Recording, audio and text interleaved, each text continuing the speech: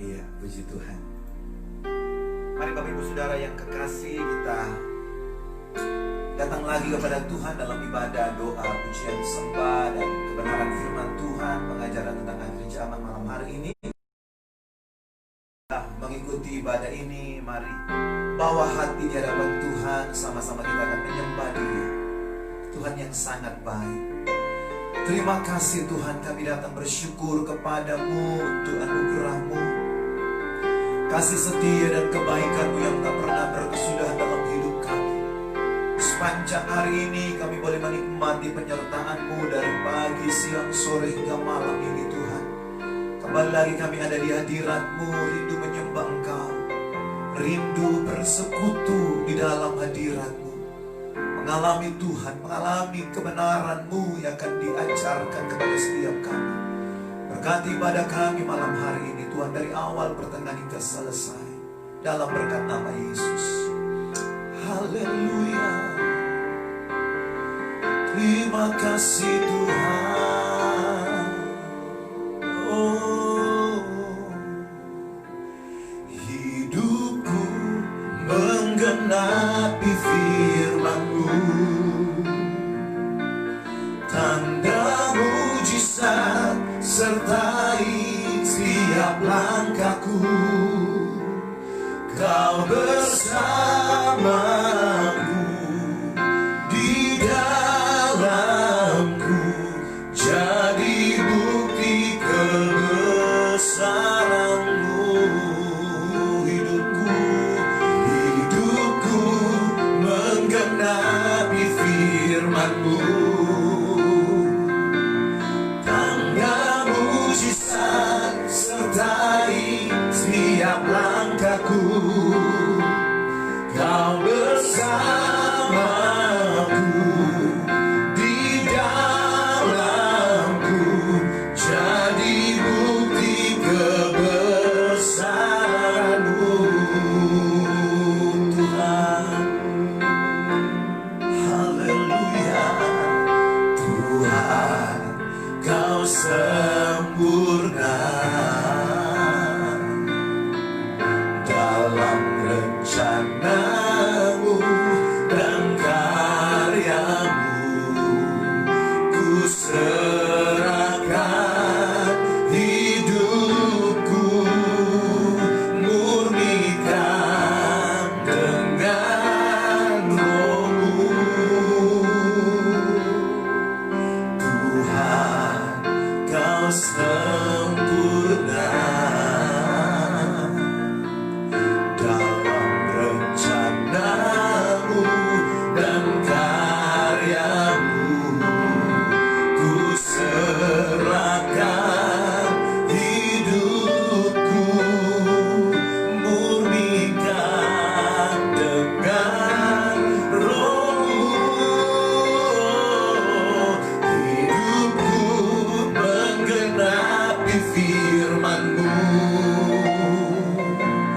tanda mujizat sertai setiap langkahku. Kau bersamaku, di dalamku, jadi bukti kebesaran-Mu. Hidupku menggenapi firman-Mu, tanda mujizat sertai setiap langkahku. Kau bersamaku, di dalamku, jadi bukti kebesaran-Mu. Sekali lagi dari awal katakan, Tuhan Kau sempurna. Tuhan Kau sempurna dalam rencana-Mu dan karya-Mu. Ku serahkan hidupku, murnikan dengan Roh-Mu.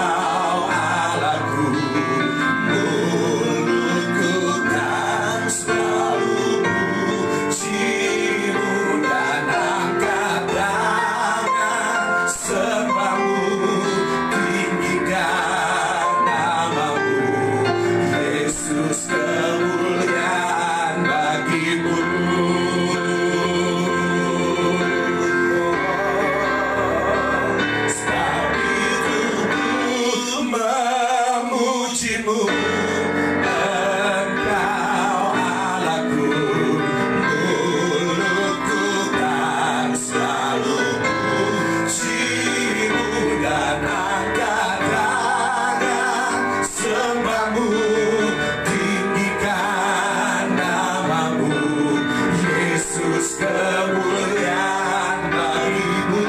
Lagi sebab itu untukku memujimu, Engkau Allahku, mulutku kan selalu pujimu dan angkat tangan sembahmu, tinggikan namamu, Yesus, kemuliaan bagimu. Sebab itu ku memujimu, Engkau Allahku, mulutku kan selalu pujimu dan angkat tangan sembahmu, tinggikan namamu, Yesus, kemuliaan bagimu. Oh, Yesus, Yesus, kemuliaan bagimu. Oh, Yesus, kemuliaan bagimu. Haleluya, kemuliaan bagimu, Tuhan.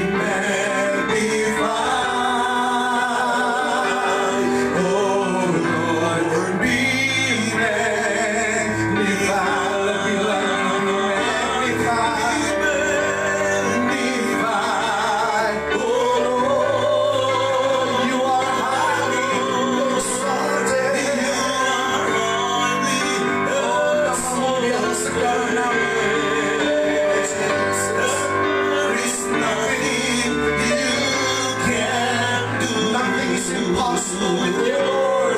Oh Lord, my eyes are on you.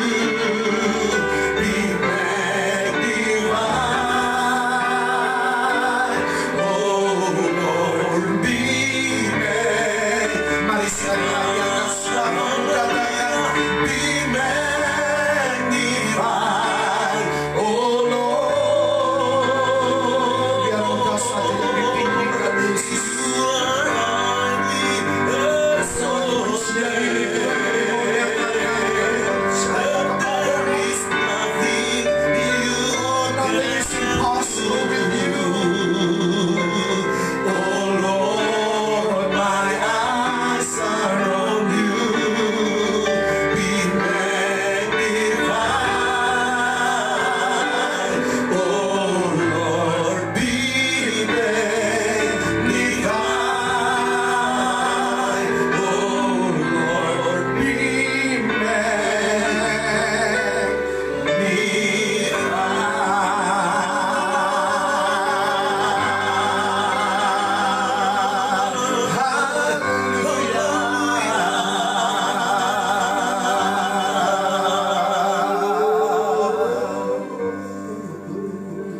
Sungguh ini kerinduan kami Tuhan, biar nama Yesus saja yang menjadi pusat perhatian kami, menjadi fokus utama di dalam ibadah kami, dalam kehidupan kami, di dalam segala keadaan. Biar kami tetap hidup fokus kepada-Mu Tuhan. Dan Engkau semakin besar, masalah kami semakin kecil. Engkau semakin besar dan kami semakin kecil, Tuhan. Kami perlu kebesaran-Mu dalam hidup kami, Tuhan, dinyatakan dalam keberadaan hidup kami, Tuhan. Segala aspek kehidupan kami perlu lawatan-Mu lebih dan lebih lagi, Tuhan. Biar Engkau dibesarkan, Engkau dimuliakan dalam seluruh keberadaan hidup kami, Tuhan Yesus. Kau saja yang menjadi pusat perhatian kami, Tuhan. Tidak ada yang lain. Karena daripada-Mulah pertolongan kami, daripada-Mulah pemulihan kami, daripada-Mulah kesembuhan kami, daripada-Mulah kekuatan kami, daripada-Mulah segala yang kami miliki dan segala yang kami perlukan. Karena itu patutlah kami memuji menyembah Engkau dan terus mendekat kepada-Mu Tuhan, karena Engkaulah kehidupan kami. Terima kasih Yesus. Terus nyatakan hadirat-Mu, nyatakan pribadi-Mu, bahkan saat kebenaran firman-Mu disampaikan. Lawat anak-anak-Mu Tuhan, dimanapun mereka berada saat ini juga Tuhan. Kalaupun kami tersambung secara online Tuhan, tetapi kami percaya Roh Kudus tidak terbatas. Engkau yang sanggup bekerja di tempat ini, Engkau pun sanggup melawat anak-anak-Mu dimanapun mereka berada dan berkumpul. Dalam keadaan apapun juga, Engkau Tuhan yang melawat mereka, dan Engkau yang memenuhi segala kebutuhan mereka.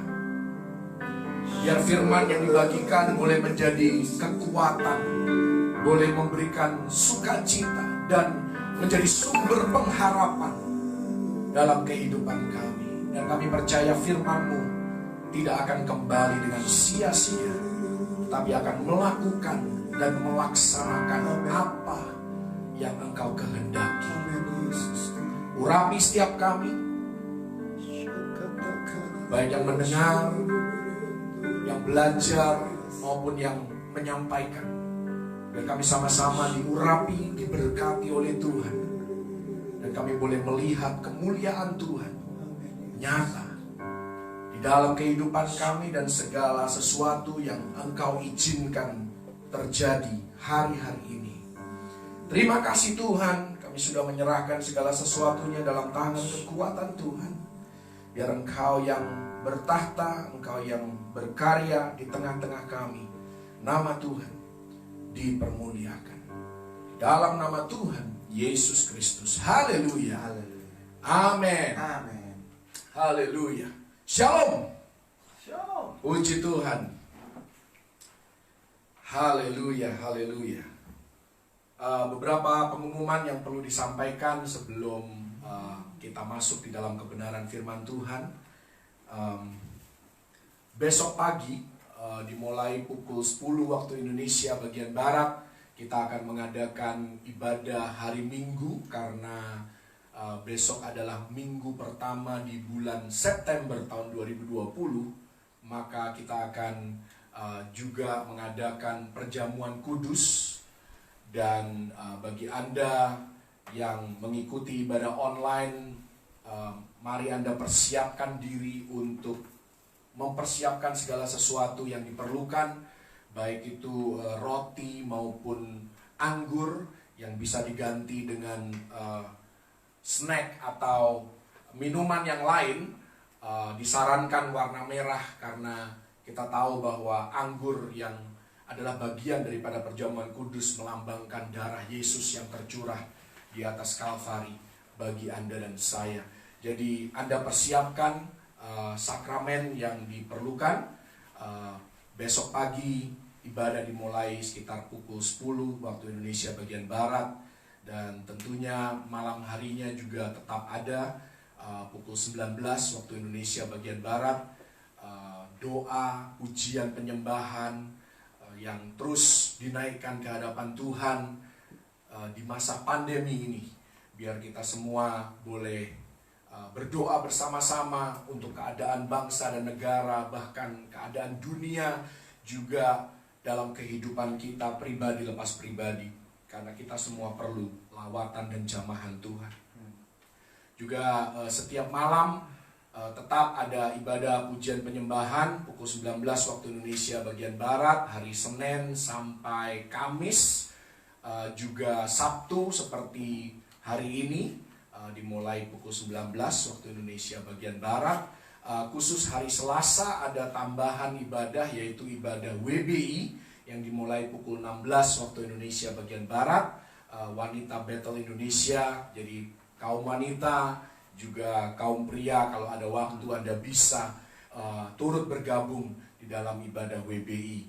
Dan hari Jumat ada ibadah doa semalaman. Ini juga merupakan ibadah tambahan ya, yang dimulai pukul 10 ya, jam 22 waktu Indonesia ya, sampai lewat tengah malam, bahkan sampai subuh ya. Saya percaya kalau Anda ada berkat-berkat yang Tuhan sediakan, ada pemulihan, kesembuhan, bahkan banyak kesaksian yang sudah keluar dari baik doa semalaman maupun ibadah-ibadah doa yang disiarkan dari tempat ini. Ya Tuhan, saya percaya bekerja ya, ketika doa kita naikkan, pujian penyembahan kita naikkan, Dia bergerak di antara umatnya, anak-anaknya yang membutuhkan Dia dan yang menaruh harapannya hanya kepada Dia. Haleluya. Ya, di sesi kali ini kita akan belajar, kalau beberapa sesi terakhir kita sudah belajar tentang surga, apa yang akan kita lakukan di surga, bagaimana kondisi di surga. Kita juga sudah melihat secara sekilas tentang Yerusalem baru, tentang langit baru dan bumi baru. Ya, di sesi kali ini saya ingin mengajak Anda untuk melihat tentang kedatangan Yesus Kristus kali yang kedua. Saya mencoba untuk mempersiapkan PowerPoint presentation supaya kita bisa lebih fokus dan tidak menyimpang ke kanan atau ke kiri, tetapi tetap berusaha peka terhadap pimpinan dan tuntunan Roh Kudus. Tentunya ketika firman Tuhan disampaikan, ada hal-hal khusus mungkin yang perlu untuk disampaikan, tetapi secara garis besar saya mau mengajak Anda berbicara dan melihat bersama-sama tentang Sang Pemenang yang datang kembali. Ya, bisa diklik selanjutnya. Bagi Anda yang setia mendengar firman Tuhan. Ini sudah pernah saya sampaikan sebelumnya tentang timeline atau lini masa daripada akhir zaman.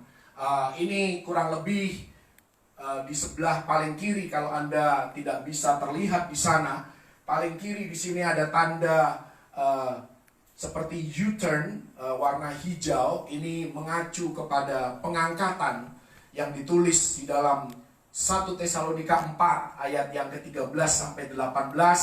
Kemudian kurang lebih bersamaan dengan peristiwa pengangkatan itu, maka kita akan melihat ada dua binatang yang keluar, satu dari bumi dan satu lagi dari laut. Itu mengacu, yang pertama dari bumi mengacu kepada nabi palsu, kemudian binatang keluar dari laut ditulis dalam Wahyu 13 ayat yang pertama sampai ayat yang ketiga. Itu berbicara tentang antikristus akan dinyatakan, juga ditulis oleh Rasul Paulus di dalam 2 Tesalonika 2 ayat yang ketiga. Kemudian dimulailah masa kesesakan. Nah, masa kesesakan ini sekali lagi diperuntukkan bagi orang-orang Yahudi, orang-orang Israel yang belum percaya kepada Yesus Kristus, dan juga bagi orang non-Yahudi, ya bangsa-bangsa non-Yahudi yang tidak percaya kepada Yesus. Maka mereka akan masuk ke dalam masa kesesakan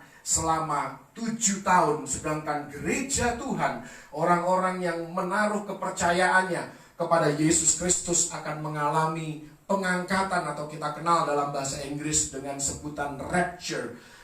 Yesus akan mengangkat gerejanya sebelum masa kesesakan ini dimulai. Dan kita melihat masa kesesakan dimulai dengan perjanjian antikris dengan Israel yang ditulis dalam Daniel 9 ayat 27 bagian A.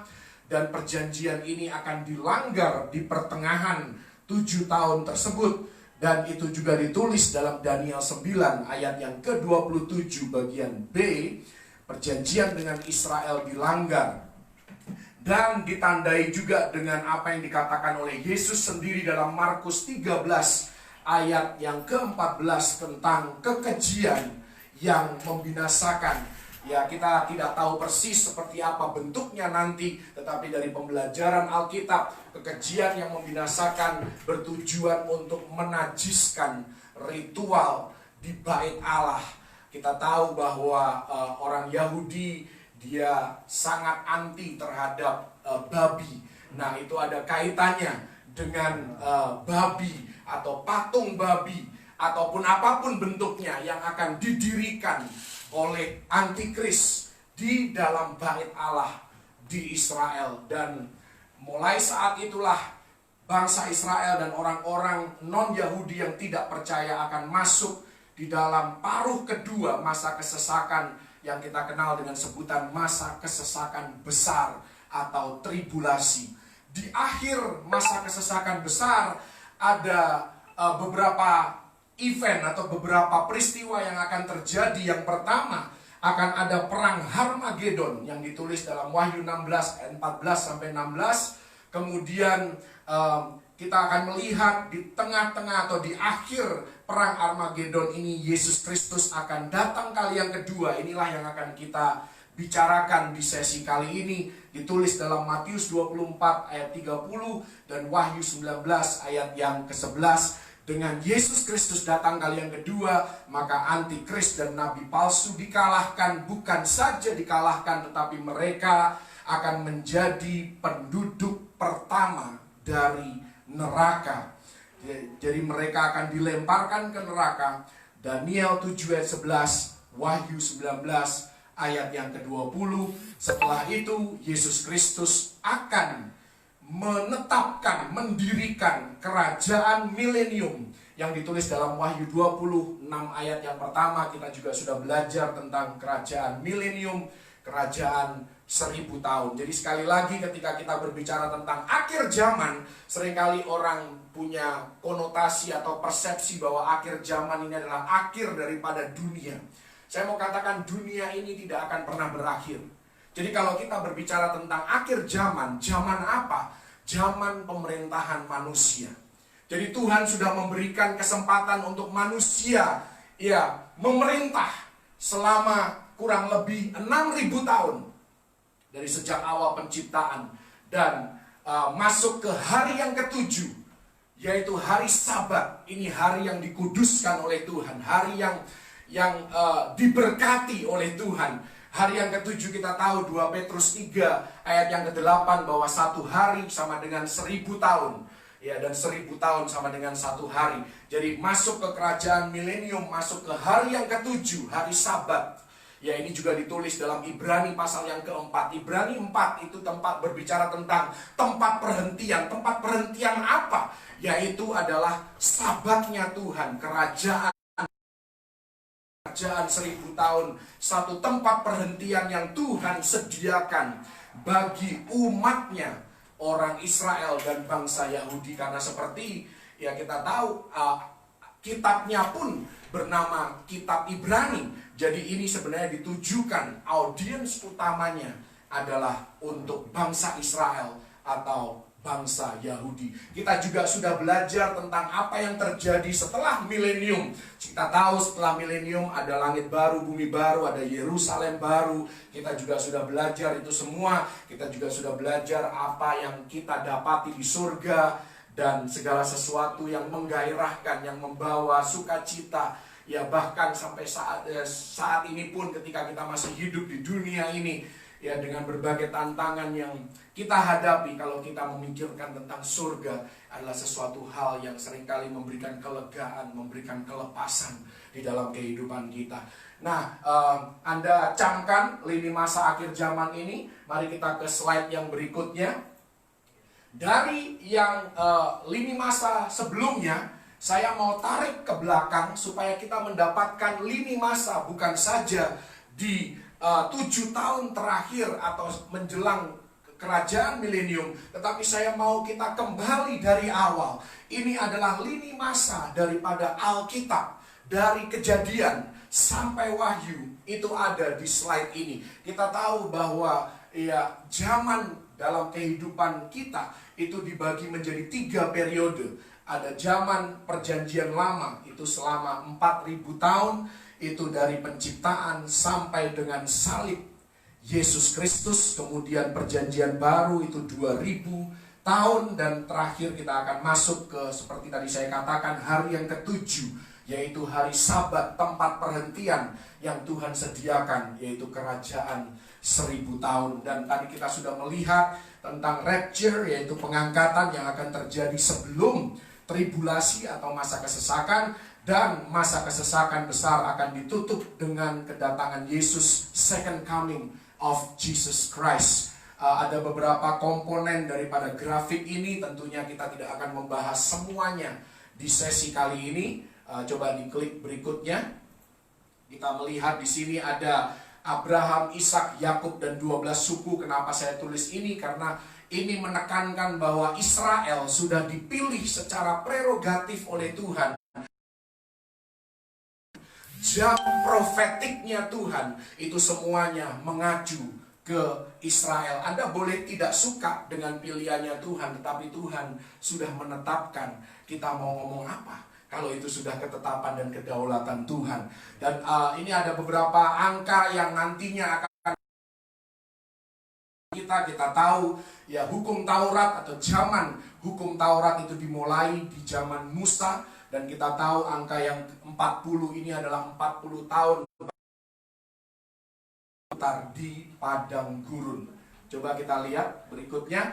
Juga ada beberapa nama yang saya percaya Anda sangat kenal. Yusuf, 7 ditambah 7. Nanti ini juga ada kaitannya ketika kita berbicara tentang pengangkatan, tentang kemungkinan kapan Yesus akan datang kembali. Kemudian kita tahu Daniel diberikan nubuatan oleh Tuhan sendiri tentang 490 tahun daripada sejarah bangsa Israel. Kita tahu bahwa, bisa diklik selanjutnya, kita tahu bahwa 483 tahun sudah digenapi, itu sampai dengan salib Kristus, dan tinggal tersisa 7 tahun lagi, yaitu masa tribulasi.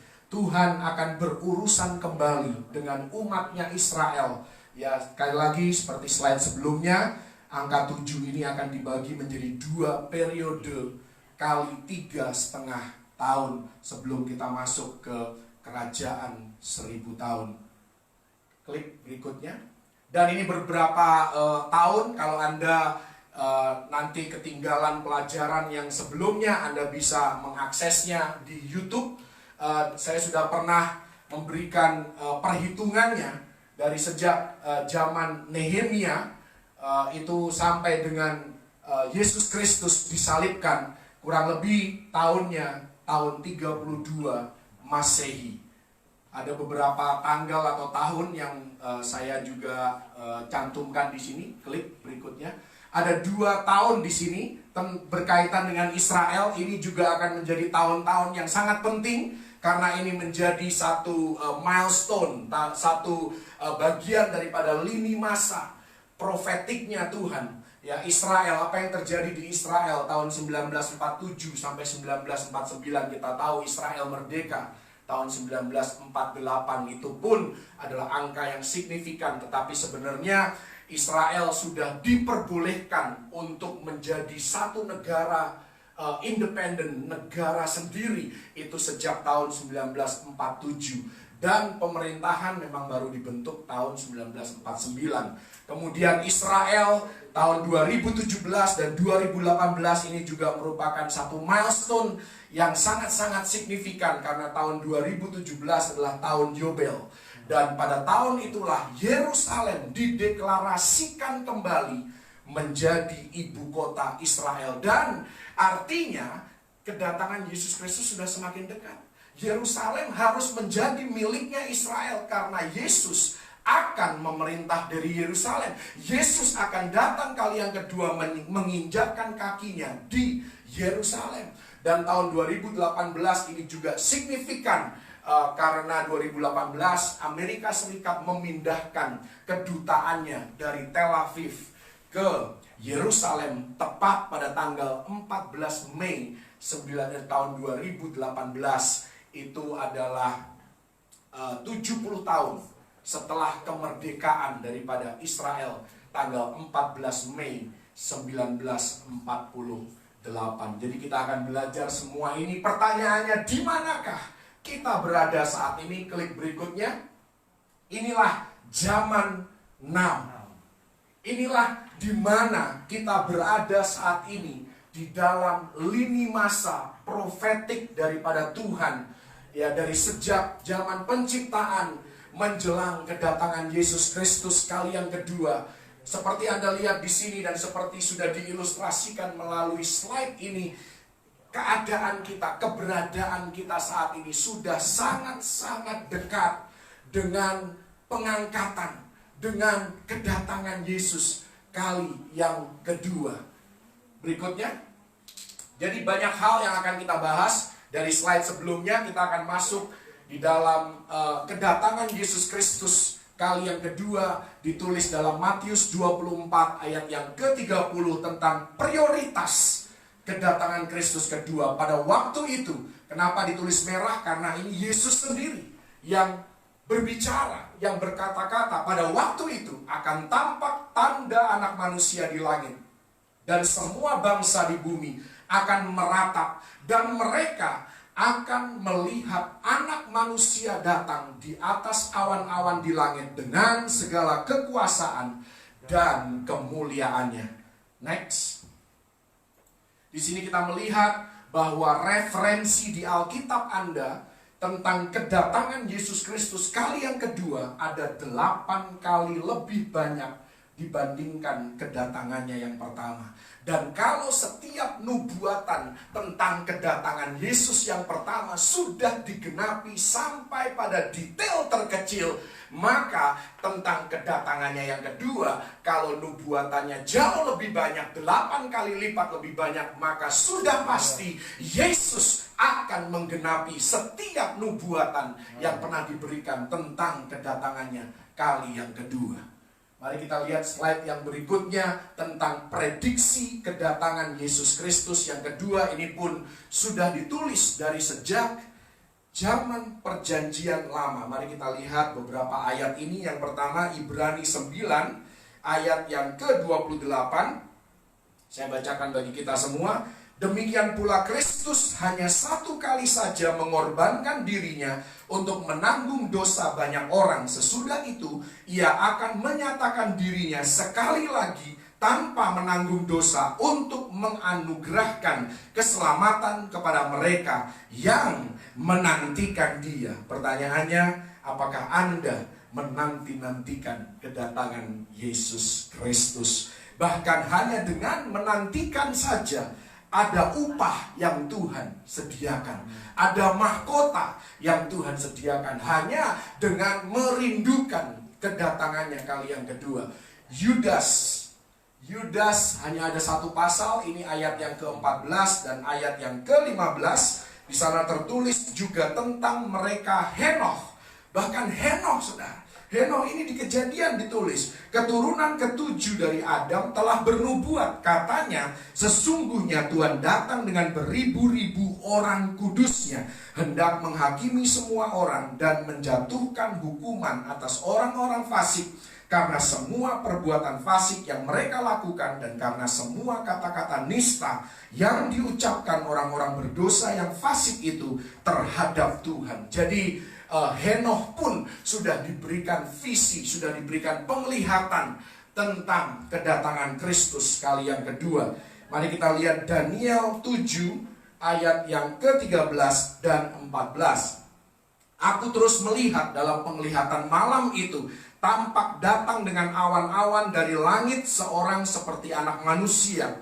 Datanglah ia kepada yang lanjut usianya itu, dan ia dibawa ke hadapannya. Lalu diberikan kepadanya kekuasaan dan kemuliaan dan kekuasaan sebagai raja. Maka orang-orang dari segala bangsa, suku bangsa dan bahasa mengabdi kepadanya. Kekuasaannya ialah kekuasaan yang kekal, yang tidak akan lenyap, dan kerajaannya ialah kerajaan yang tidak akan musnah.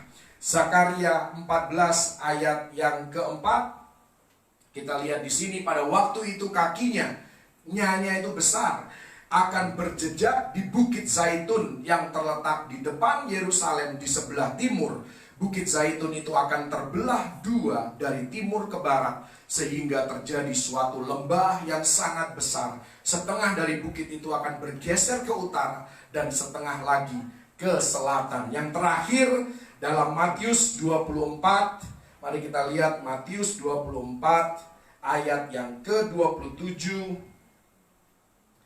Di sana dikatakan, sebab sama seperti kilat memancar dari sebelah timur dan melontarkan cahayanya sampai ke barat, demikian pula lah kelak kedatangan Anak Manusia. Ayat 29, segera sesudah siksaan pada masa itu, setelah masa kesesakan besar, matahari akan menjadi gelap dan bulan tidak bercahaya, dan bintang-bintang akan berjatuhan dari langit, dan kuasa-kuasa langit akan goncang. Pada waktu itu akan tampak tanda Anak Manusia di langit, dan semua bangsa di bumi akan meratap, dan mereka akan melihat Anak Manusia itu datang di atas awan-awan di langit dengan segala kekuasaan dan kemuliaannya. Ayat 31, dan ia akan menyuruh keluar malaikat-malaikatnya dengan meniup sangkakala yang dahsyat bunyinya, dan mereka akan mengumpulkan orang-orang pilihannya dari keempat penjuru bumi, dari ujung langit yang satu ke ujung langit yang lain. Inilah prediksi kedatangan Yesus Kristus kali yang kedua, konsisten dari sejak zaman perjanjian lama sampai perjanjian baru. Pesannya tetap sama, yaitu Yesus Kristus akan datang kali yang kedua. Coba diklik berikutnya. Perhatikan bahwa ada dua event sebenarnya kalau bicara tentang kedatangan Yesus Kristus kali yang kedua. Itu ada event yang pertama, yaitu pengangkatan. Pengangkatan akan terjadi secara diam-diam. Jadi sebenarnya bukan kebetulan juga kalau hari-hari ini kita disuruh di rumah saja.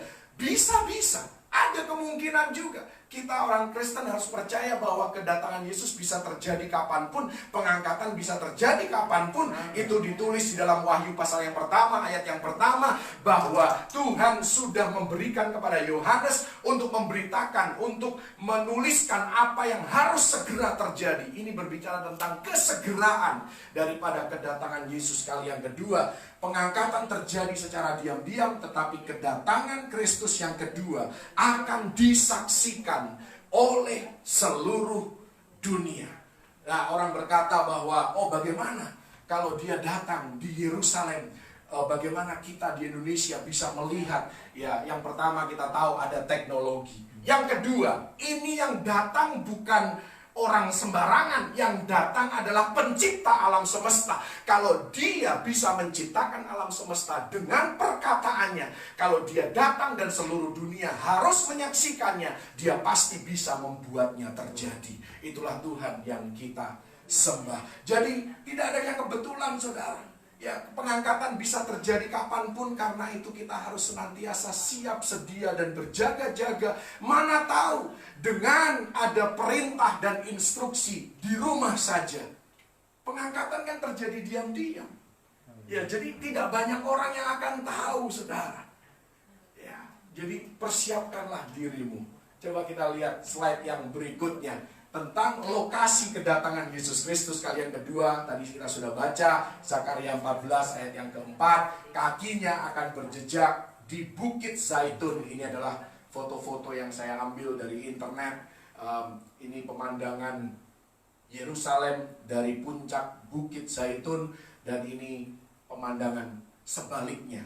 Coba kita lihat, ada satu pembanding.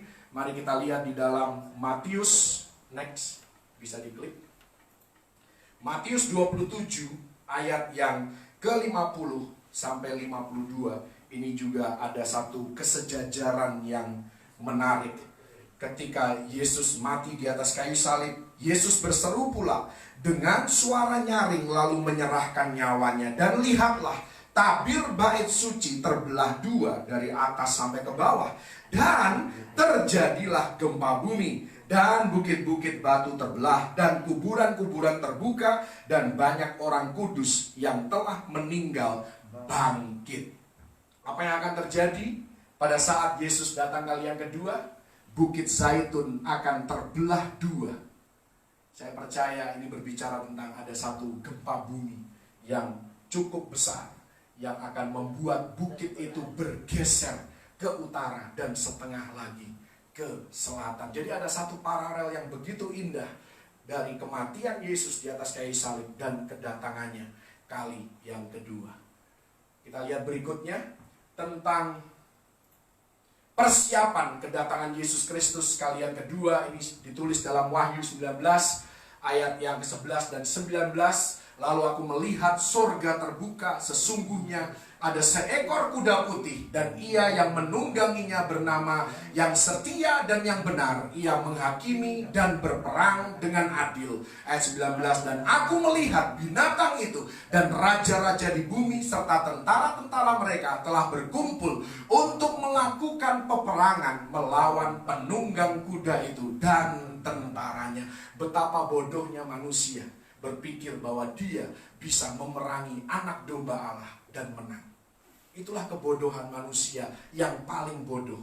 Dan manusia akan menjadi semakin bodoh. Ya, orang-orang yang tidak menaruh pengharapannya kepada Tuhan, makin lama akan semakin dibutakan, akan semakin masuk terjerat di dalam berbagai tipu daya kalau kita tidak percaya dan melekat kepada Yesus Kristus. Itulah persiapan kedatangan Yesus Kristus kali yang kedua. Kita lihat yang bagian berikutnya. Wahyu 19 ayat 12 dan 13 memberikan gambaran kepada Anda dan saya tentang kedatangan Yesus Kristus kali yang kedua. Dan matanya bagaikan nyala api, dan di atas kepalanya terdapat banyak mahkota, dan padanya ada tertulis suatu nama yang tidak diketahui seorang pun kecuali ia sendiri. Dan ia memakai jubah yang telah dicelup dalam darah, dan namanya ialah Firman Allah. Sekalipun Ya, di sini ditulis bahwa padanya ada tertulis suatu nama yang tidak diketahui seorang pun, tapi ketika dia muncul di antara surga yang terbuka, di antara langit yang terbuka, saya percaya seluruh dunia akan tahu siapa yang menunggang kuda putih itu. Mari kita lihat berikutnya. Pasukan kedatangan Yesus Kristus kali yang kedua. Yesus kali yang kedua tidak akan datang sendirian. Dia akan membawa pasukan. Siapakah pasukannya? Dan semua pasukan yang di surga mengikuti dia. Mereka menunggang kuda putih dan memakai lenan halus yang putih bersih. Ini tentunya berbicara tentang para malaikat di surga. Tetapi kalau berbicara tentang lenan halus yang putih bersih, kalau Anda melihat dalam Wahyu 19 ayat yang ke-8, berbicara tentang perbuatan benar daripada orang-orang kudus. Artinya Yesus kali yang kedua akan datang bersama-sama dengan orang-orang kudusnya yang sudah dia angkat 7 tahun sebelumnya.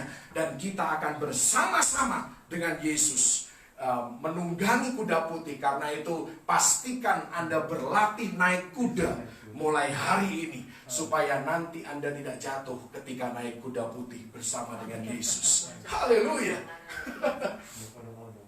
Wahyu 17 ayat yang ke-14 dikatakan di sana mereka. Nah, ada kata mereka, jangan bingung, karena mereka yang di Wahyu 17 berbicara tentang 10 raja yang akan bergabung dengan antikris. 10 raja ini akan berperang melawan anak domba. Nah, perhatikan ada 10 raja.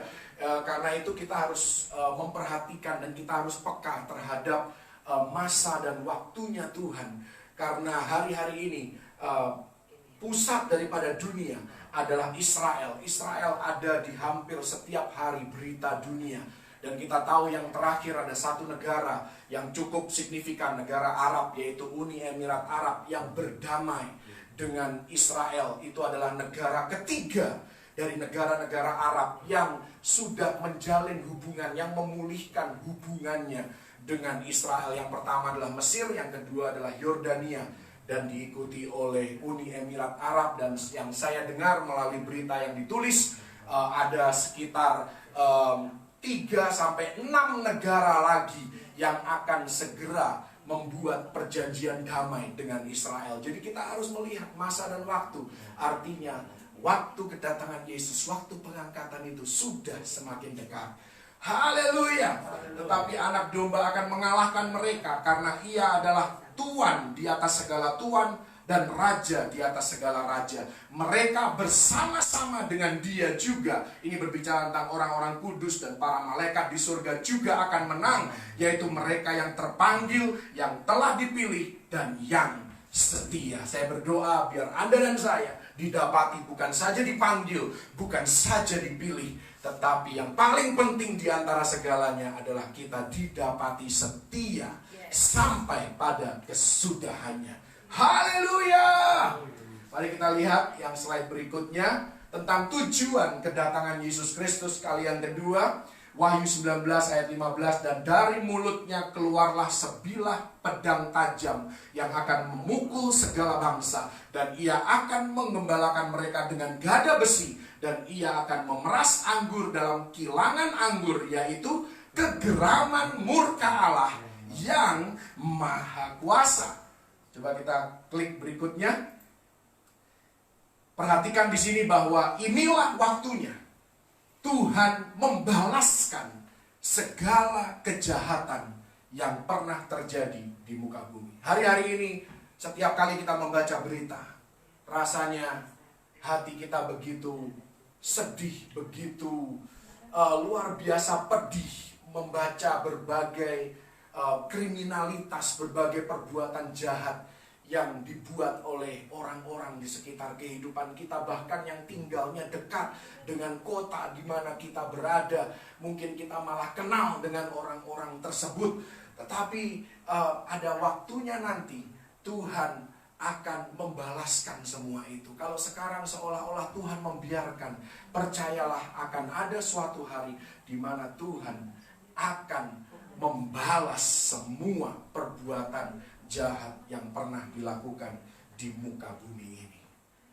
berikutnya. Mari kita lihat apa yang ada saat kedatangan Yesus Kristus kali yang kedua. Ini merupakan pendukung daripada ayat Wahyu 19 ayat 15 tadi, bahwa Tuhan akan melakukan pembalasan. Kita lihat bagian yang digarisbawahi di sini. Ketika Yesus datang kali yang kedua, yang ada di sana adalah orang-orang fasik yang akan dijatuhkan hukuman karena semua perbuatan fasik yang mereka lakukan, dan juga semua kata-kata nista, kata-kata yang sia-sia, kata-kata yang penuh dengan rayuan gombal, kata-kata kutuk, ya perkataan negatif, semuanya yang pernah diucapkan oleh orang-orang berdosa yang fasik itu terhadap Tuhan, terhadap sesama manusia, terhadap nama Yesus, terhadap Roh Kudus dan lain sebagainya, akan dijatuhkan hukuman pada saat kedatangan Yesus Kristus kali yang kedua.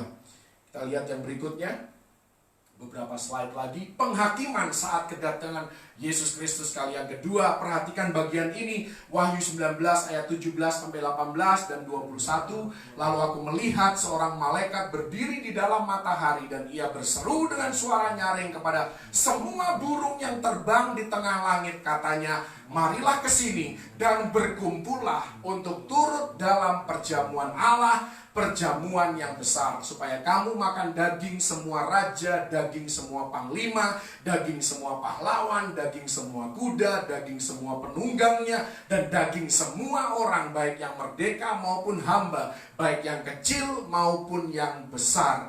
Dan semua orang lain dibunuh dengan pedang yang keluar dari mulut penunggang kuda itu, dan semua burung kenyang oleh daging mereka. Mereka yang tidak mati karena berkuasanya antikris akan mati dibunuh oleh pedang yang keluar dari mulut Yesus Kristus. Ini tentunya berbicara tentang orang-orang yang menolak keselamatan dari Yesus Kristus. Perhatikan kalau Anda mundur ya sekitar 10 ayat di Wahyu 19 ayat yang ke-7, di sana juga ada perjamuan, tetapi perjamuan yang di sana akan terjadi di sorga, perjamuan kawin anak domba Allah. Jadi jangan salah Anda membuat reservasi, Anda harus membuat bookingan, Anda harus membuat reservasi di dalam perjamuan kawin anak domba Allah, dan bukan di perjamuan Allah. Karena di perjamuan Allah, kalau Anda salah membuat reservasi, Andalah yang menjadi menu utama di dalam perjamuan Allah, karena Andalah yang akan dimakan oleh burung-burung di udara. Jadi jangan salah, sekali lagi ada dua perjamuan, yang satu perjamuan di bumi, perjamuan Allah, dan satu lagi perjamuan kawin anak domba Allah di rumah Bapa di sorga. Coba kita lihat slide yang berikutnya. Jadi di sesi kali ini kita hanya berbicara tentang hal-hal yang mendasar saja. Kemudian di sesi-sesi berikutnya kita akan masuk lebih dalam lagi hukuman saat kedatangan Yesus Kristus kali yang kedua. Wahyu 19 ayat yang ke-20, maka tertangkaplah binatang itu, dan bersama-sama dengan dia nabi palsu yang telah mengadakan tanda-tanda di depan matanya, dan dengan demikian ia menyesatkan mereka yang telah menerima tanda dari binatang itu dan yang telah menyembah patungnya. Keduanya dilemparkan hidup-hidup ke dalam lautan api yang menyala-nyala oleh belerang. Jadi sekali lagi, siapakah penduduk pertama neraka? Namanya Antikristus dan nabi palsu. Merekalah yang akan menjadi orang yang menginjakkan kaki pertama kali di dalam neraka. Orang-orang yang tidak percaya saat ini ada di mana mereka? Mereka ada di neraka transisi. Ya, belum ada neraka permanen. Neraka permanen nanti baru ada di akhir masa kesesakan besar. Dan Antikris, nabi palsu, akan mendapatkan kehormatan untuk masuk ke neraka untuk pertama kalinya. Haleluya. Dan coba diklik. Yang luar biasa adalah Wahyu 20 ayat yang ke-10. Ini terjadi 1000 tahun kemudian. Karena Wahyu 20 ini setelah kerajaan 1000 tahun. Dan iblis yang menyesatkan mereka dilemparkan ke dalam lautan api dan belerang, yaitu tempat binatang dan nabi palsu itu, dan mereka disiksa siang malam sampai selama-lamanya. Rupanya 1000 tahun kemudian pun antikris dan nabi palsu masih ada di neraka dan tidak akan pernah keluar dari neraka. Bahkan kali ini disusul oleh sosok yang memberikan kuasa kepada antikris dan nabi palsu untuk bisa menguasai dunia ini dan menyesatkan dunia ini sedemikian rupa. Iblis sendiri, setan sendiri akan bergabung dengan binatang itu yang adalah antikris dan nabi palsu. Mereka akan disiksa siang malam sampai selama-lamanya. Jadi kalau Anda berpikir selama ini, oh nanti masuk neraka, iblis yang akan menyiksa. Iblis disiksa, saudara. Jadi neraka itu bukan ya daerah kekuasaannya iblis, itu adalah tempat hukuman bagi iblis.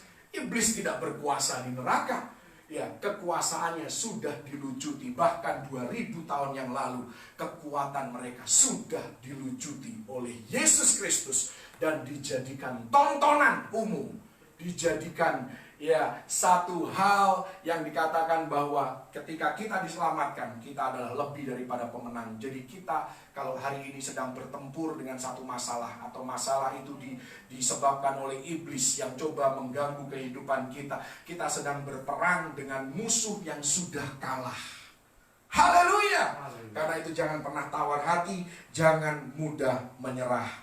Ya, mari kita masuk ke 2 slide terakhir untuk sesi yang kali ini tentang kedatangan Yesus kali yang kedua. Pelajaran dari kedatangan yang kedua. Yang pertama, Yesus Kristus akan datang kedua kali dengan penghakiman dan keadilan. Saat ini, kalau Anda masih ingat tadi diagram di awal, kita hidup di zaman kasih karunia. Kita hidup di zaman gereja. Dan zaman kasih karunia ini akan berakhir pada saat Yesus mengangkat gerejanya dari bumi ini untuk bersama-sama tinggal di dalam rumah Bapa dengan Dia.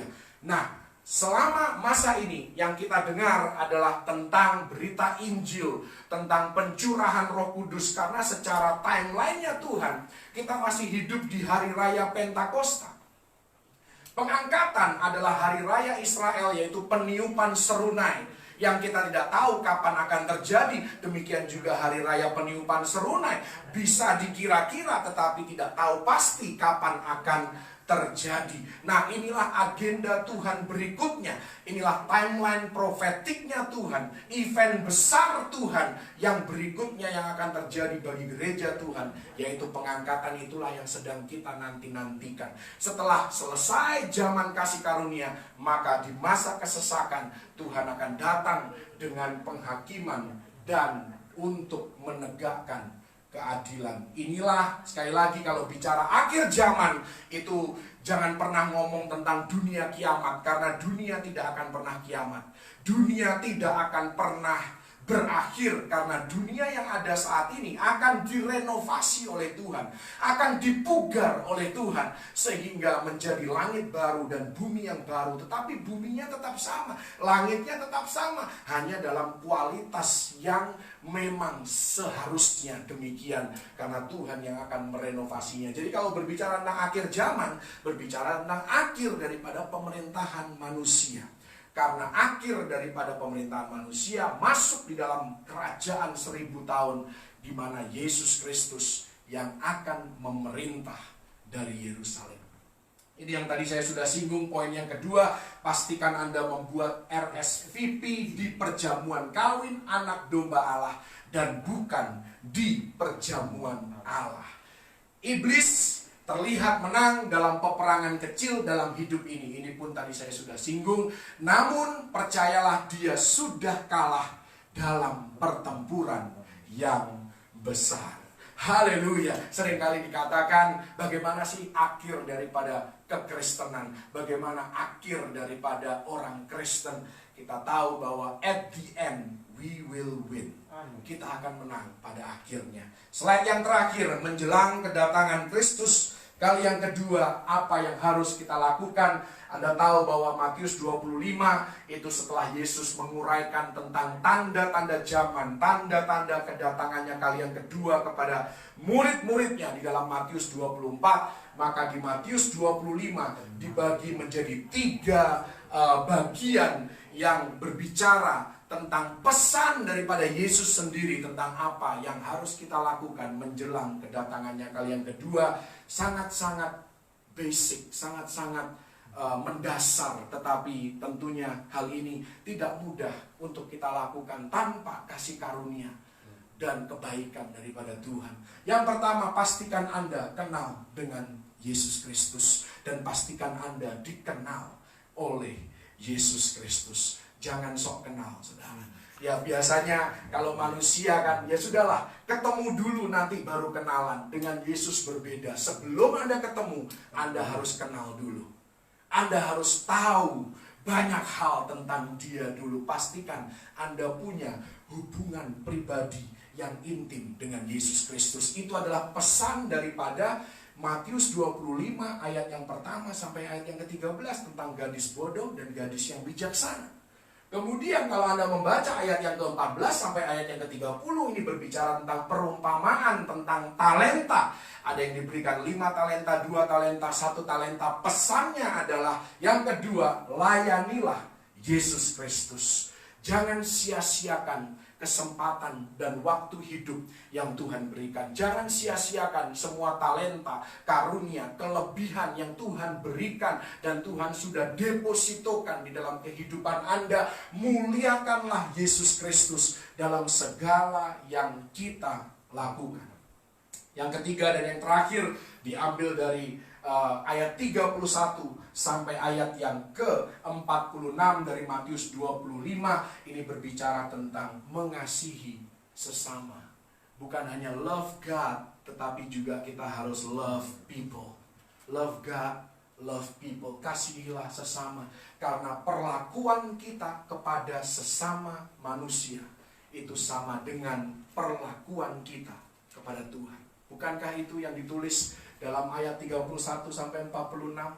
Bahwa ketika aku lapar, engkau memberikan aku minum. Ketika aku telanjang, engkau memberikan aku pakaian, dan seterusnya, dan seterusnya. Anda bisa baca di sana. Ya, dan juga ada pemisahan antara kambing dan domba. Ya, jadi kita harus ya mengasihi sesama manusia, perlakukan mereka. Sekalipun mereka bukan orang percaya, perlakukan mereka sebagai ciptaan Tuhan. Kita semua ciptaan Tuhan, percaya maupun tidak percaya. Karena itu, marilah kita belajar untuk saling mengasihi. Keep in mind, camkan di dalam pikiran kita bagaimana kita memperlakukan orang lain. Itu adalah kita sedang memperlakukan Tuhan. Itu yang ditulis dan disampaikan oleh Yesus sendiri di ayat-ayat yang tertera di atas. Nanti Anda bisa membaca selengkapnya di sana. Haleluya. Inilah sesi yang pertama tentang sang pemenang yang datang kembali. Tentunya bisa kembali ke slide yang paling awal tadi, slide yang ketiga, tentang timeline dari Alkitab semuanya. Nah, nanti di sesi-sesi berikutnya kita akan masuk lebih dalam, melihat tentang setiap komponen daripada grafik yang ada ini. Ya, besok pagi saya undang untuk bisa bergabung di dalam ibadah hari Minggu yang akan disertai dengan perjamuan kudus. Kita akan melanjutkan pelajaran kita tentang memahami masa dan waktunya Tuhan. Dan kalau kita melakukan bahkan perhitungan kita secara matematis, ya memang namanya manusia, analisa kita sangat terbatas. Tuhan yang punya kedaulatan. Tapi kalau kita hitung-hitungan secara matematis, kita harus menyadari bahwa waktunya sudah dekat. Pengangkatan sudah sangat dekat. Berapa sering akhir-akhir ini Anda mendapatkan, ya baik itu broadcast di WhatsApp, ya hamba Tuhan ini, hamba Tuhan itu mendapatkan pesan dari Tuhan bahwa kedatanganku sudah semakin dekat. Karena itu kita harus mempersiapkan diri, berjaga-jaga, manfaatkan semaksimal mungkin waktu yang Tuhan masih berikan sampai hari ini. Tidak ada satupun kejadian di dunia ini yang terjadi tanpa seizin daripada Tuhan. Jadi kita tahu Roma 8 ayat 28 bahwa Allah turut bekerja di dalam segala hal untuk mendatangkan kebaikan bagi Anda dan saya. Kita tidak tahu pengangkatan bisa terjadi kapanpun, dan pengangkatan akan terjadi secara diam-diam. Bukan satu kebetulan kalau seluruh dunia disuruh untuk di rumah saja. Ya, siapa tahu dengan kita di rumah saja kita mengalami pengangkatan daripada Tuhan, dan itu terjadi diam-diam, tidak akan banyak orang yang tahu. Ya, tetapi kedatangan Yesus Kristus kali yang kedua, seluruh dunia akan menyaksikannya. Haleluya. Biar Anda boleh menyaksikan kedatangan Yesus Kristus kali yang kedua dari langit, bukan dari bumi. Itu doa saya.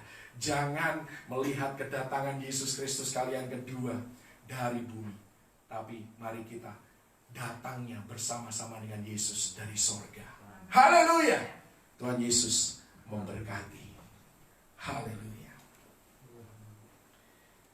Thank you Jesus. Dialah satu-satunya pengharapan kita. Kita akan nyanyikan satu pujian, The Living Hope.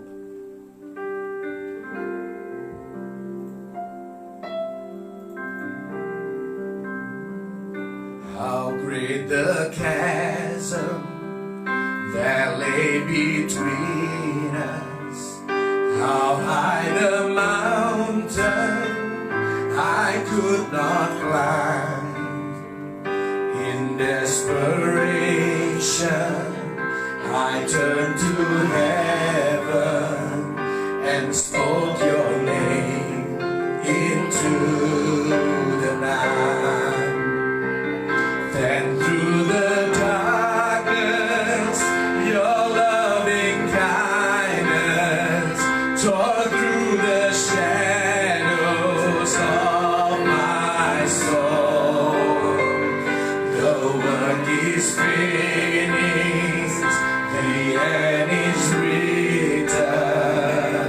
Jesus Christ, my living hope. Who could imagine? Who could imagine so great a mercy?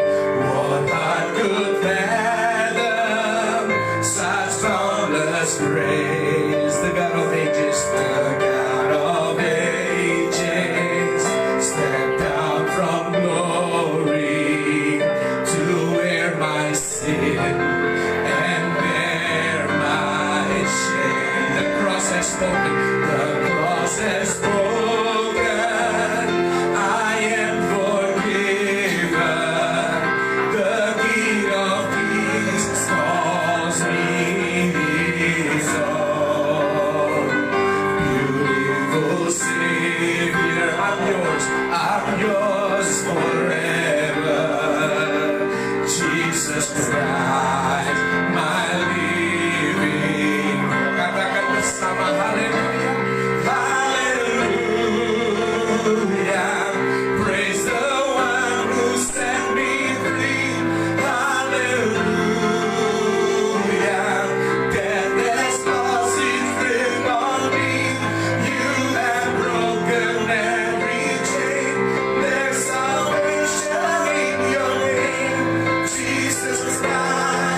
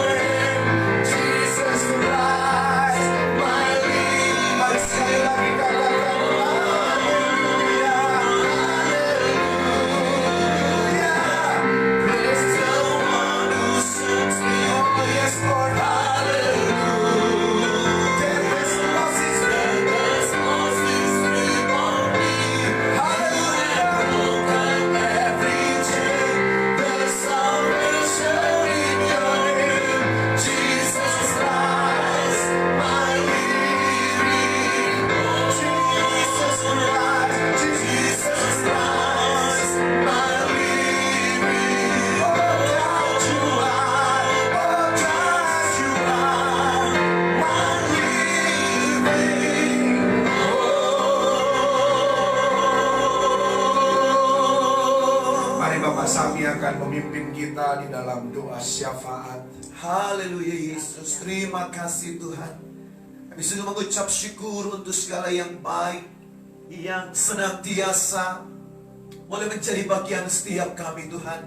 Di masa-masa keadaan seperti ini, kami percaya Tuhan ada perkara-perkara baik, perkara-perkara dahsyat dari Tuhan yang senantiasa diperdengarkan untuk setiap kami Tuhan, yang senantiasa bersumber dari kebenaran-Mu, menjadi penghiburan bagi setiap kami. Karena Engkaulah pengharapan kami yang luar biasa, Tuhan Yesus, yang berjanji akan datang kali yang kedua, yang berjanji sudah menyediakan tempat yang luar biasa bagi setiap kami Tuhan, bagi orang-orang yang sudah Kau pilih, yang sudah Kau tebus, yang sudah mempersiapkan diri untuk mengenal Engkau Tuhan, mengasihi Engkau, bahkan untuk melayani Engkau, memuliakan Engkau dalam setiap pelayanan yang ada. Bahkan juga boleh menjadi berkat bagi sesama kami Tuhan, untuk kami boleh mewartakan betapa dahsyat dan luar biasanya Tuhan itu, sehingga orang-orang yang dilayani juga boleh mengenal Engkau dan mengalami kasih Kristus. Terima kasih Tuhan, terima kasih berkat atas hamba-Mu Pak Beni Yusuf Setiawan Tuhan, yang sudah Tuhan pakai untuk mengupas hal-hal yang boleh menguatkan setiap umat Allah, gereja Tuhan di masa-masa seperti ini. Belas kasihan-Mu terus turun atas hamba-Mu, anugerah-Mu yang sempurna Tuhan. Bahkan Tuhan Yesus, hikmat marifat yang daripada Tuhan sendiri. Berkati keluarganya, istri, anak-anaknya, keluarga besar, semuanya Tuhan ada dalam proteksi Tuhan. Kebaikan Tuhan terus menjadi bagian mereka. Terima kasih Tuhan. Saat ini kami juga terus mau bersyafaat untuk bangsa negara kami Indonesia Tuhan. Karena kami tahu ada rencana-rancangan Tuhan yang baik bagi kami, bangsa Indonesia Tuhan. Yang Engkau terus melawat bangsa kami dengan lawatan kemuliaan-Mu Tuhan di hari-hari ini Bapa. Di tengah-tengah pandemi yang masih terus Tuhan Yesus dialami oleh bangsa ini, di hari-hari di mana mereka yang terpapar virus ini Tuhan Yesus dalam jumlah yang semakin banyak, tapi kami percaya, kami memiliki pengharapan di dalam Tuhan. Kami terus berharap biar Tuhan menyatakan kuasa kasih-Nya atas bangsa ini melalui komite penanganan daripada COVID-19 ini Bapa. Terus beri hikmat dan kemampuan bagi mereka untuk pemulihan ekonomi juga Tuhan di dalamnya. Bahkan untuk program unggulan untuk terus mengawal daripada uji klinis, vaksinasi itu Tuhan, vaksin itu, sehingga dapat Tuhan Yesus vaksin yang benar-benar dapat gunakan untuk masyarakat Indonesia, benar-benar boleh nyata Tuhan di dalam nama Yesus. Kami serahkan semuanya di dalam kuasa kasih Tuhan yang sempurna. Terima kasih Tuhan untuk Presiden kayak Pak Joko Widodo, terus kami bawa anugerah kasih-Mu atas Presiden kami, hikmat marifat daripada Tuhan, untuk dia boleh memimpin bangsa ini dan terus mengarahkan kali yang baik di tengah-tengah Tuhan tahun politik untuk Tuhan Yesus, pemilihan kepala daerah yang ada Tuhan di penghujung tahun. Kami serahkan semuanya kepadamu, biar ini tidak menjadi kesempatan orang-orang menyatakan hal-hal yang mengeruhkan keadaan atau menggoncang Tuhan Yesus stabilitas, keamanan dan politik di bangsa ini. Kami berdoa biar semuanya terkendali Tuhan di dalam nama Tuhan Yesus Kristus. Akan bangsa-bangsa lain juga kami serahkan di dalam tangan Tuhan. Untuk bangsa Amerika Tuhan Yesus yang juga akan memasuki pemilihan presiden Tuhan di waktu-waktu yang tidak lama lagi ke depan ini. Bapa, Engkau yang menolong Tuhan Yesus bangsa ini, karena kami tahu mereka memerlukan kuasa Tuhan. Mereka boleh memerlukan demonstrasi kuasa-Mu Tuhan Yesus di masa-masa seperti ini, di penghujung zaman ini Bapa. Kami terus berdoa Tuhan bersama dengan pendoa-pendoa di sana, gereja Tuhan yang senantiasa bersyafaat. Engkau menurunkan belas kasihan-Mu, Engkau menyatakan pembelaan pertolongan atas umat-Mu di sana Bapa. Terima kasih Tuhan, terima kasih kami berdoa. Biar sungguh ada pertobatan yang besar-besaran di Amerika Tuhan Yesus. Sehingga Tuhan boleh terus menyatakan belas kasihan-Mu bagi mereka di sana Bapa. Terima kasih di masa-masa ini, di waktu-waktu ini kami tahu mereka sedang bergumul dan sungguh bergumul Tuhan. Dan biar kami sebagai bagian dari orang-orang yang senantiasa bersyafaat, kami juga terus bergandengan tangan bersama dengan mereka Tuhan, memohon belas kasihan-Mu yang sempurna Tuhan. Terima kasih Bapa, terima kasih. Sehingga tidak ada orang-orang yang memiliki agenda yang tidak baik Tuhan Yesus, yang memimpin bangsa ini Bapa. Tapi segala sesuatu dikembalikan pada rencana kemuliaan Tuhan. Sebagaimana bangsa ini boleh ada pada mulanya Tuhan, bangsa ini boleh terbentuk karena orang-orang yang memiliki iman kepada Kristus Yesus Tuhan. Terima kasih Tuhan, kami sudah serahkan semuanya kepadamu. Akan gereja Yesus Kristus Tuhan, kami juga serahkan keberadaan gereja Tuhan di bangsa kami Tuhan. Akan BPH, Gereja Bethel Indonesia, Engkau juga terus memberkati, akan menolong ketua umum kami Pak. Oh Tuhan Yesus, Ruben Adi Abraham Tuhan, Sekretaris Umum Pak Yosafat Mesak, dan setiap mereka yang mengepalai pelayanan-pelayanan yang ada, Engkau terus memberkati dan menolong Tuhan Yesus, sehingga GBI boleh tetap bersinar indah untuk kemuliaan nama Tuhan. Untuk hal-hal yang terjadi hari-hari ini Tuhan, tentang pengajaran yang begitu marak di media sosial, kami serahkan semuanya kepadamu. Terima kasih untuk kedewasaan GBI menyikapi segala sesuatunya, dan boleh menjadi contoh dan teladan bahwa ada Tuhan, ada kuasa Roh Kudus yang senantiasa mempersatukan Tuhan Yesus, hamba-hambamu, orang-orang kudus yang ada dalam pelayanan ini Bapa. Terima kasih, kami sudah serahkan semuanya di dalam tangan kasih Tuhan, untuk pelayanan gereja-gereja Tuhan juga dalam masa-masa seperti ini Tuhan. Baik mereka yang sudah melakukan ibadah secara offline ataupun yang secara online seperti kami Tuhan, biar anugerah kasih-Mu, berkat-Mu juga sempurna atas pelayanan yang ada. Pelayanan di tempat ini GBI Kerabet Lantai 3 Mount Hermon terus kami taruh dalam tangan Tuhan. Dari pemimpin yang ada Ibu Dora, Pak Budi Tuhan, keluarga yang ada, dan setiap pelayan Tuhan, jemaat Tuhan yang kekasih, dimanapun mereka berada, lawatan anugerah-Mu, kekuatan Tuhan menjadi bagian setiap kami. Mereka yang terus memerlukan topangan doa dalam Tuhan Yesus, masa-masa kesehatan mereka terganggu, Tuhan Engkau menjamah Bang Dapot Tuhan di dalam nama Yesus. Kalau dia terus mengikuti ibadah online ini, dia stay tune Tuhan di rumah sakit, kami bersepakat dengan hamba-Mu ini Bapa, lawatan Tuhan, jamah Tuhan menjadi bagian papan dapotan ini Tuhan, dan dia boleh dipulihkan di dalam nama Tuhan Yesus Kristus. Oh paru-paru, bagian Tuhan Yesus, oh Tuhan Yesus, lambung, pencernaan, akan gula darahnya semuanya boleh normal di dalam nama Tuhan Yesus. Obat-obatan yang dikonsumsi Tuhan, bahkan Tuhan Yesus vitamin dan penanganan dokter, biar ini semua boleh membawa kesembuhan yang sempurna atas Bang Dapot Tuhan. Terima kasih Tuhan untuk Kapide juga Tuhan, Engkau terus menjamah dalam nama Yesus. Tidak ada infeksi Tuhan di bagian tubuhnya, bahkan oh Tuhan Yesus, jantungnya tidak bengkak, dia boleh pulih dalam nama Tuhan Yesus Kristus. Terima kasih Tuhan. Ibu Nina juga Engkau terus jamah dalam pemulihan, dia boleh sehat, segar, dan dipulihkan oleh Tuhan. Demikian juga Kristi Tuhan, tak putus-putusnya kami bawa lawatan Tuhan, zaman kasih Tuhan menjadi bagian anak-Mu ini. Terima kasih Tuhan, terima kasih. Cicinya Ibu Lani juga Tuhan, Engkau terus menjamah, menolong Tuhan Yesus, jadi boleh mengenal Engkau. Bahkan Tunggul Tuhan Manik yang juga terus memerlukan topangan doa. Tidak ada Tuhan Yesus sakit, oh Ifas atau apapun. Demikian juga Berta dan Nova Tuhan, biar tetap terus dipulihkan, tidak tetap dalam kelemahan, tapi dia boleh kuat dalam kekuatan kuasa Allah, dipulihkan dan disembuhkan. Terima kasih buat mereka yang tidak mau kamu sebutkan satu persatu, tapi Engkau mengetahui keberadaan mereka, baik di bangsa ini di Indonesia Tuhan, maupun di luar negeri dimanapun mereka berada Tuhan. Lawatan cawan kasih-Mu atas mereka, pemulihan yang sempurna terjadi. Terima kasih Tuhan, terima kasih. Kami sudah bawa doa, seru sembahyang kami, syafaat kami di dalam berkat nama Tuhan Yesus Kristus. Haleluya. Amin.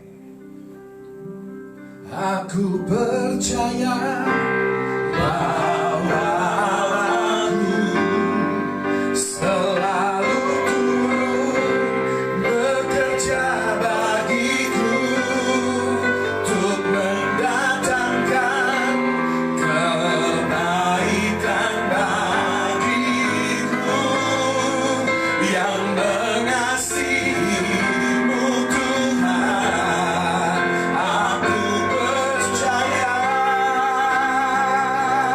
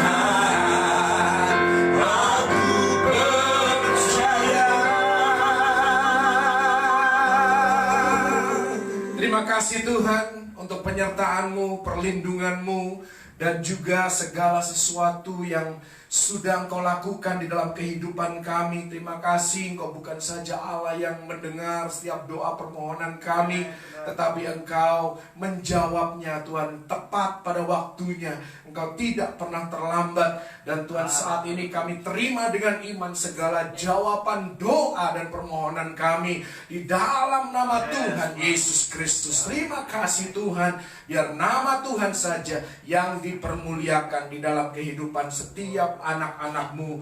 Tuhan, terus kami berdoa biar siaran ibadah dari tempat ini terus Engkau perluas Tuhan jangkauannya, sehingga lebih banyak jiwa Tuhan boleh mendengar Tuhan, dan bergabung Tuhan Yesus lewat Tuhan pujian, penyembahan, doa, syafaat, dan juga Tuhan pembelajaran firman Tuhan.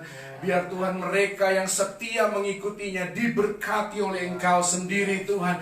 Mereka Tuhan Yesus terus Tuhan menjadi orang-orang yang berdampak positif dimanapun mereka berada. Nama Tuhan dipermuliakan. Terima kasih Tuhan, kami menyerahkan seluruh keberadaan hidup kami dalam tangan kekuatan Tuhan. Engkau Tuhan yang menjaga dan melindungi kami dari segala mara bahaya, celaka maupun maut. Virus, bakteri, penyakit tidak dapat menyentuh tubuh kami. Kami diberikan kesehatan ilahi supaya kami Tuhan diberikan Tuhan tubuh yang kekebalan tubuh yang semakin baik Tuhan, sehingga tidak ada Tuhan virus, bakteri, penyakit yang dapat Tuhan Yesus menembus tubuh kami atau bahkan mendekat dalam kehidupan kami maupun rumah tempat tinggal kami.